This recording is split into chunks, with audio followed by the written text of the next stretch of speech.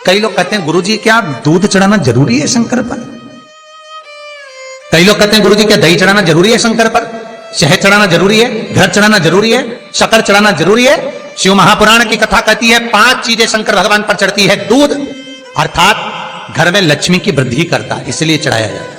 दही शंकर भगवान पर इसलिए चढ़ाते हैं क्योंकि यह परिवार को जोड़ता है। जिसके परिवार में क्लेश ज्यादा होता है, जिसके परिवार में आपस में तकरार ज्यादा होता है, उसको दही जोड़ता है। शहद घर में चिड़चिड़ प्रवृत्ति को समाप्त करता है। घी रोग को समाप्त करता है। शक्कर मिष्ठान घर में यदि लक्ष्मी आकर जा रही हो तो मिष्ठान समर्पित किया जाता है, इसलिए पंचामृत स्नान का भाव शिव महापुराण कहती है। पंचामृत स्नान का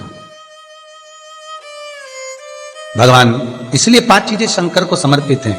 दूध, दही, घृत, शहद, शक्कर अर्थात मिष्ठान। शक्कर से मूलतः यहां शिव महापुराण में शक्कर नहीं लिखी है, मिष्ठान। अब लोग शक्कर पीस कर अभिषेक करते हैं, परंतु मिष्ठान अर्थात गाय के दूध से निर्मित कोई मिठाई, और उस मिठाई से भगवान शंकर का अभिषेक। अब लोग भले शक्कर रखने लगे शंकर जी के अभिषेक में, पर यहां शक्कर नहीं लिखा है, यहां मिष्ठान।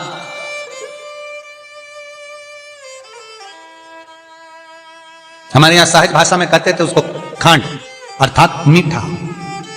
शिव महापुराण की कथा कहती है दर्पण इतना बड़ा ले लो। बंदर वाला अगर दर्पण वाली नहीं तो इतना बड़ा दर्पण लो, हनुमान जी के मंदिर में जाकर, क्योंकि हनुमान शंकर का ही अवतार है। हनुमान जी के मंदिर में जाकर हनुमान जी के उल्टे पांव का थोड़ा सा सिंदूर, चरण का थोड़ा सा सिंदूर एक कागज में लेकर आ जाइए। और हनुमान जी के छोटे भाई, हनुमान जी 6 भाई हैं, उसमें गतिमान, हनुमान जी के छोटे भाई गतिमान का नाम लो, और गतिमान का नाम लेकर उस दर्पण पर सिंदूर से त्रिशूल बना दो। सिंदूर से त्रिशूल बनाकर उस दर्पण को घर के बाहर, दर्पण का मुख बाहर की ओर, ऐसे बाहर की ओर मुख कर कर दर्पण को घर के बाहर या दरवाजे पर, बिल्डिंग पर, ऊपर जाली में, फ्रंट में कहीं पर भी उसको लगा दीजिए। महाराज केवल शंकर का स्मरण कर कर, गतिमान का नाम लेकर, हनुमान के उल्टे पांव का सिंदूर का त्रिशूल बनाकर जो दर्पण को लगा देता है, आपको 1 महीने के अंदर अंतर मालूम पड़ जाएगा कि पिछले जो महीने निकले हैं उस महीने का अंदाजा लगाना कि घर में लोग कितने बीमार पड़ते थे, और इस दर्पण को लगाने के बाद बीमारी कम हुई कि नहीं हो कम तो ठंडा कर देना, क्या जा रहा है, पर करके जरूर देखना। विश्वास रखकर करोगे, भगवान शिव का अनुमोदन कर कर, भगवान शंकर पर विश्वास रखकर करोगे तो बीमारी घेर नहीं सकती।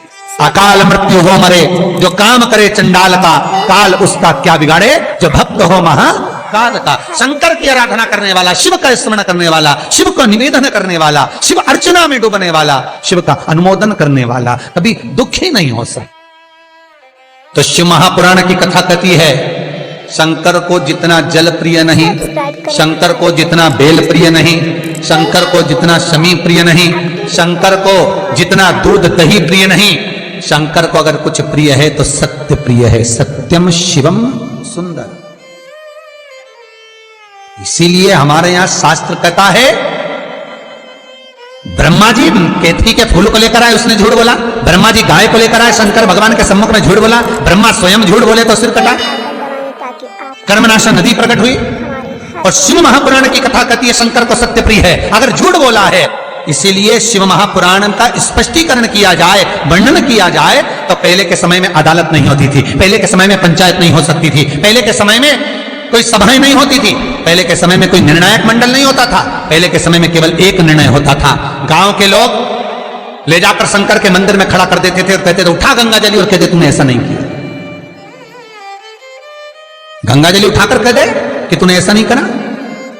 क्यों गंगा जली उठवाते थे? क्योंकि लोगों ने शिव महापुराण सुन रखी थी।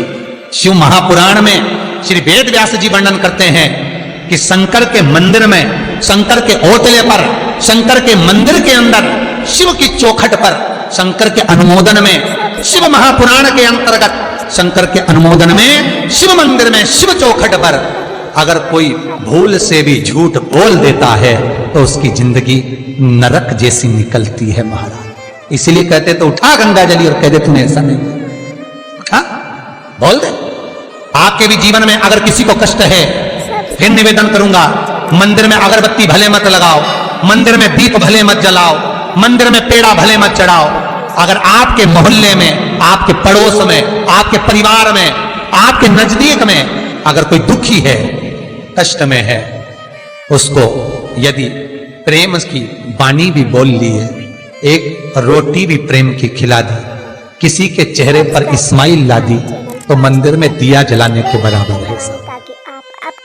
मंदिर में दीप जलाने के लिए बेलपत्र भगवान माता पार्वती के अश्रु से है, रुद्राक्ष भगवान शंकर के अश्रु से है, शमी पत्र उमा और महेश्वर भगवान शंकर के विग्रह के सुख से जो जल प्रकट हुआ है, उस जल से शमी की उत्पत्ति है।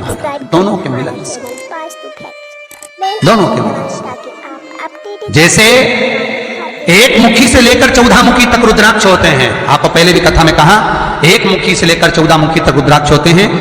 सभी रुद्राक्ष का अपना अपना एक मंत्र होता है, अपनी अपनी एक साधना होती है जिसके अनुसार रुद्राक्ष काम करता है। एक मुखी रुद्राक्ष लक्ष्मी की वृद्धि के लिए होता है। कभी मौका मिले तो एक मुखी रुद्राक्ष का दर्शन करना। पर एक मुखी रुद्राक्ष जितना छोटे से छोटा होता है, जितना छोटे से छोटा होता है, उतना सुख दे। एक मुखी रुद्राक्ष लक्ष्मी की वृद्धि के लिए होता है, कार्य सिद्धि के लिए होता है। कोई भिखारी से भिखारी, गरीब बड़े से गरीब बड़ा भी अगर धारण कर ले, उसके घर में एक मुखी रुद्राक्ष अगर प्रवेश कर जाए तो सुख का अनुभव करा देता है, संपदा का अनुभव कराता है, सरस्वती का भाव प्रकट करता है, वैभव का भाव देता है। एक मुखी रुद्राक्ष का मंत्र है ओम ह्रीं नमः, ओम ह्रीं नमः। ये लक्ष्मी के लिए होता है महाराज। दो मुखी रुद्राक्ष बांधा को हरता है।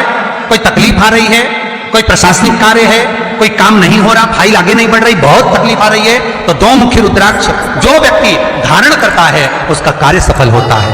दो मुखी रुद्राक्ष का मंत्र है ओम नमः। दो मुखी रुद्राक्ष का शिव महापुराण में जो मंत्र दिया है ओम नमः। विदेश्वर संहिता के अंतर्गत शिव महापुराण में रुद्राक्ष के 14 मुखी रुद्राक्ष के मंत्र दिए हुए हैं। आप शिव महापुराण नहीं पढ़ सकते तो मंत्र लिख लें। दो मुखी रुद्राक्ष का मंत्र है ओम नमः।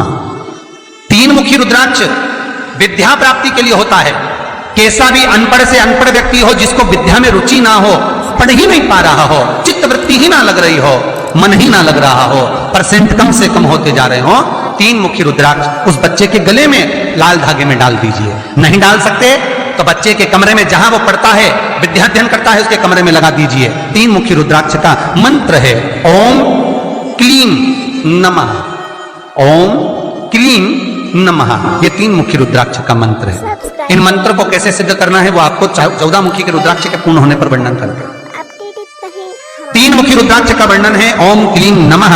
चार मुखी रुद्राक्ष खोई हुई वस्तु को प्रदान कर देता है महाराज। यदि कोई वस्तु आपकी खो गई है, कोई सामान आपका रखा गया नहीं मिल रहा, चार मुखी रुद्राक्ष को एक चावल की कटोरी में, अक्षत की कटोरी में घर के केंद्र बिंदु में रख दीजिए महाराज। चार मुखी रुद्राक्ष 2 रात्रि तक रखा रहेगा। तीसरी रात्रि को खोई हुई वस्तु आपके घर में कहीं पर भी प्राप्त हो जाएगी, पर होगी, मालूम पड़ जाएगा कि वस्तु यहां है। चार मुखी रुद्राक्ष का मंत्र है ओम ह्रीं नमः, ओम ह्रीं नमः। फिर वर्णन आया 5 मुखी रुद्राक्ष। ये कार्य में सिद्धि देता है। व्यापार नहीं चल रहा हो, कोई नई दुकान खोली हो, नई फैक्ट्री खोली हो, नया कोई कार्य करने जा रहे हो, नहीं हो रहा है, पैसा लग रहा है पर आवक नहीं हो रही है, तो 5 मुखी रुद्राक्ष फल प्रदान करता है। इसका मंत्र है ओम ह्रीं नमः, ओम ह्रीं नमः। 6 मुखी रुद्राक्ष अटके हुए काम को सफल बनाता है। जिसका विवाह नहीं हो रहा हो, शादी नहीं हो रही हो, रिश्ते बहुत आ रहे हो, संबंध नहीं हो रहा हो, तो 6 मुखी रुद्राक्ष स्त्री हो चाहे पुरुष हो, उसके गले में लाल धागे में डाल दिया जाए। 6 मुखी रुद्राक्ष का मंत्र है ओम ह्रीं हूं नमः, ओम ह्रीं हूं नमः। ये 6 मुखी रुद्राक्ष का मंत्र है। 7 मुखी रुद्राक्ष श्री शिवाय नमस्तुभ्यं। श्री शिवाय नमस्तुभ्यं। श्री